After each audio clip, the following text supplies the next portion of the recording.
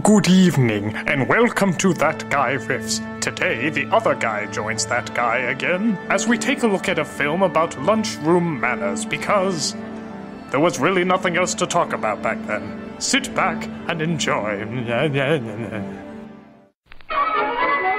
Remember when you asked your kid what they did today and they said nothing? This is the nothing they're talking about. Because it's the 1950s, and we haven't acknowledged that drugs exist yet. Millions of tax dollars and 5 PhDs to tell you how to eat lunch. Just before lunch one day, a puppet show was put on at school. It was called Mr. Bungle Goes to Lunch. This was not planned, and the children were terrified. It was fun to watch. Yay. In the puppet is that kind of show. If they're gonna point to that puppet's crotch at any point, I'm out of here. His hands were dirty. Dirty. And his hair was messy. Messy. But Mr. Bungle didn't stop to wash his hands or comb his hair. He went right to lunch. You fool, Mr. Bungle, you fool! Oh, God, he'll kill us all! Then, instead of getting into line at the lunchroom... Merry Christmas, kiss my ass, kiss his ass, happy Hanukkah. ...aside and went right to the front. Even though this made the children laugh, no one thought that was a fair thing to do. Stop laughing, goddammit! I'm a serious puppeteer! Then, in the lunchroom, Mr. Bungle was so clumsy and impolite that he knocked over everything, and no one wanted to sit next to him. This is the worst Last Supper ever. And when he finally knocked his own tray off the table, that was the end of the puppet show. For the puppeteer had died. The children knew that even though Mr. Bungle was funny to watch, he wouldn't be much fun to eat with. Phil knew that a Mr. Bungle wouldn't have many friends. He wouldn't want to be like Mr. Bungle. Phil was having a spasmodic attack. Later, Miss Brown said it was time for the children who ate in the cafeteria to go to lunch. She hoped there weren't any Mr. Bungles in this room. Susie, you have Bungle written all over you! Apparently the kids took a vow of silence. Phil stopped to return a book to Miss Brown while his friends went on to the lunchroom. He would have to catch up with them later. Phil realized this was an incredibly pointless scene and should have been edited out. On his way to catch up with his friends, Phil almost walked past the boys' room, but he stopped and thought. Were his hands clean? No, they were a little dirty. And bloody. Phil remembered that Mr. Bungle didn't wash his hands. Mr. Bungle's hair was messy, too. Phil didn't want to be like Mr. Bungle. Thus a young Larry Craig begins his descent. Inside the boys' room, Phil was surprised to see some of his friends washing their hands, too. In the urinal for some reason. Phil washed his hands well, with lots of soap. God, Jesus, kid! Howard Hughes didn't use that much. Then he rinsed the soap off. Dirty! Dirty! I'm a dirty little boy! Now somebody wash my crotch! Phil dried his hands well, too. When he was finished, he threw the paper towel in the basket where it belonged. And then he made sure that his hair looked neat. What hair? Charlie Brown had more hair than that. Now, Phil and his friends were ready for lunch. His germ-free bubble was waiting for him in the hall. Yeah, you're welcome, bungholes. There was a line of children waiting to get into the lunchroom when Phil got there. Fucking rush hour. He saw some boys he knew at the front of the line. They waved for him to go up to the front with them. The guard's not looking. Do it! Do it now! But Phil didn't want to break into line as Mr. Bungle did. Thou shalt not bungle. So Phil went to the end. That was the fair thing to do. He would see his other friends inside the lunchroom. If I don't starve first. The line moved very fast, and soon Phil was inside. First he picked up his tray. And? God, the suspense is killing me! Will he ever get his lunch? Then he got his silverware. He put his knife, fork, and spoon neatly on the tray. That's just OCD. And then he slid his tray along. He began with his left foot, then his right foot, then his left foot, then his right foot. He always enjoyed looking at the good food in the cafeteria. It tasted good, and was good for him, too. He lost his taste buds in the war. Instead of having a sandwich today, Phil decided to take the hot lunch. Which was cold because he didn't cut in line. Phil took some bread and butter, too.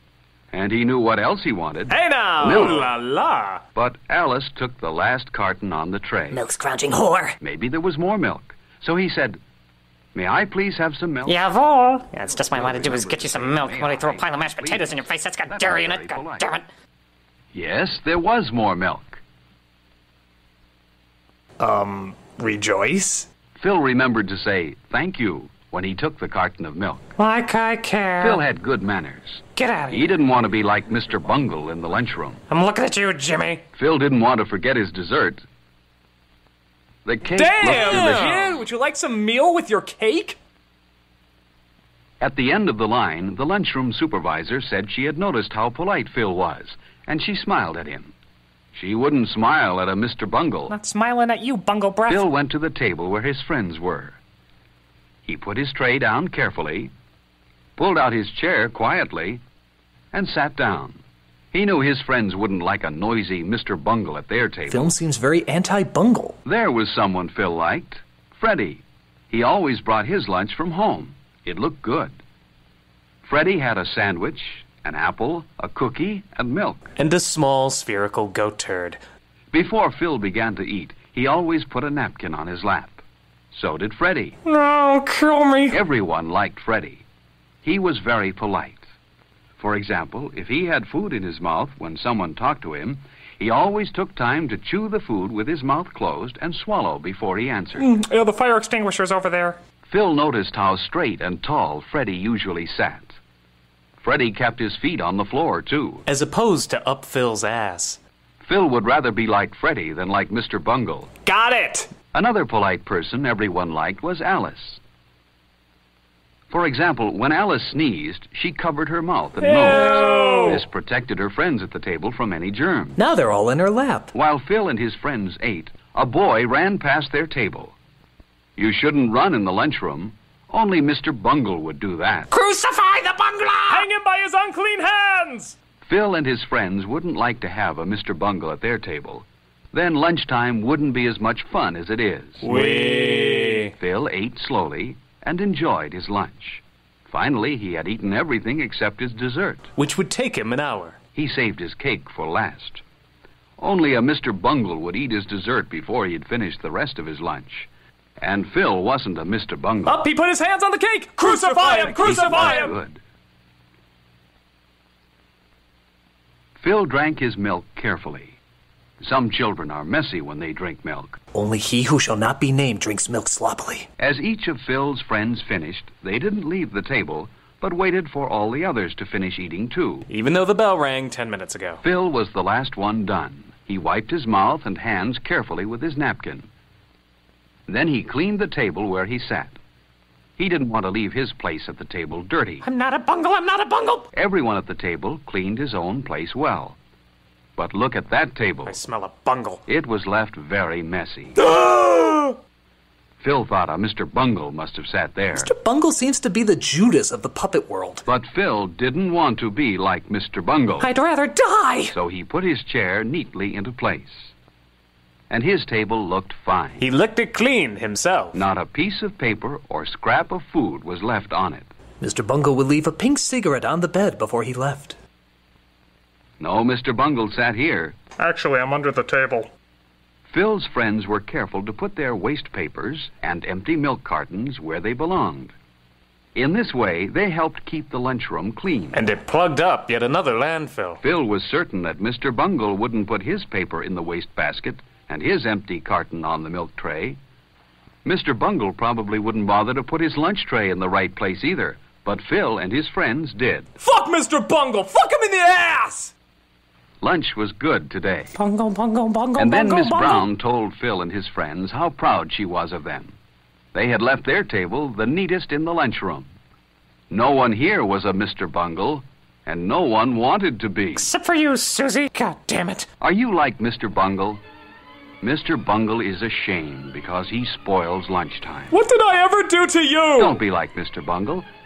Have good lunchtime manners, and lunch will be more fun for everyone. Seriously, what did I do? Was the burnt cross in my yard really necessary? And why was it made of milk cartons? What is your deal? I will not slip quietly into the night. Coward!